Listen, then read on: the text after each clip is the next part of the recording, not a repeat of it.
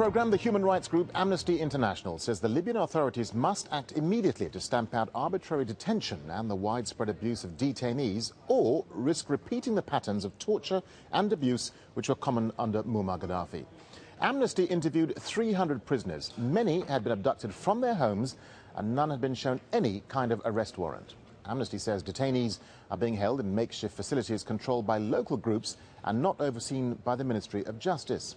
It says beatings and other ill treatments are common. At least 2 prison guards said they'd beaten detainees to extract confessions more quickly. Well, meanwhile, the battle for Gaddafi's hometown of Sirte is continuing. Libyan forces have reached the centre of the city, but Gaddafi loyalists are still fighting back. Let's cross now to our correspondent Tony Berkeley in Sirte. Tony, some very serious allegations from this report by Amnesty International. How's it likely to go down there in Libya?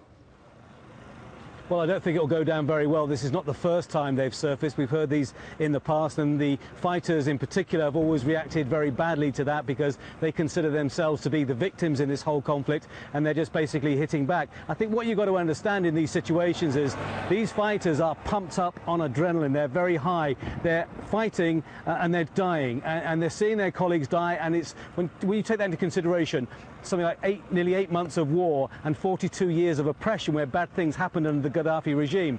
There is a need for revenge and retribution. I think the trick will be for the NTC is to try and curtail that as much as possible. You have to understand, in these highly charged environments, there are problems. We haven't seen too much evidence ourselves of that actually happening, but you know, yesterday we did. We saw some black African prisoners being taken. We saw some of the anti-Gaddafi fighters trying to attack them, but they were protected by the others, and by and large that's been happening. But as you'll see in my report, in these kind of situations, when the firing is happening, when the people are being wounded and being killed, the emotions are high and anything can happen. With its green parks, tree-lined avenues and neat neighbourhoods, Sirte and its people were the envy of many Libyans. Today, war-damaged water mains have made Gaddafi's hometown a virtual swampland in parts and a battleground in others.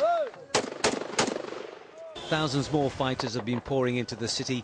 They've now taken control of the centre, including the police station and the upper-class area of High Dolar, where Gaddafi's main supporters resided.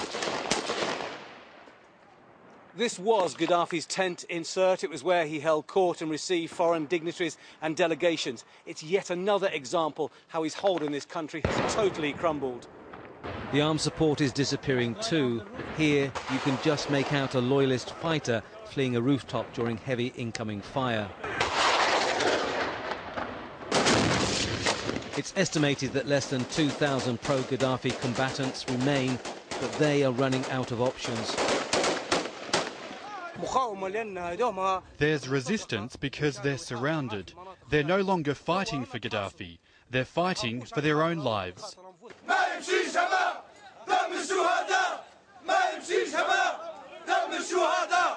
Here, East meets West. Brigades from both ends of the country linked together in Sirte for the final phase of this battle. They think it's all over, but it isn't yet.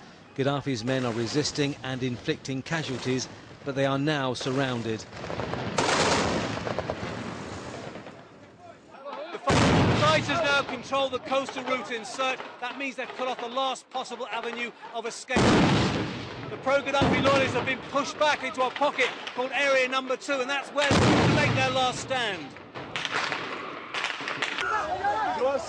A handful of foreigners emerge from the combat zone, carrying whatever they can and head for safety. More prisoners too have been taken. These men are from the Tuareg tribe which fought for Gaddafi. They are hated.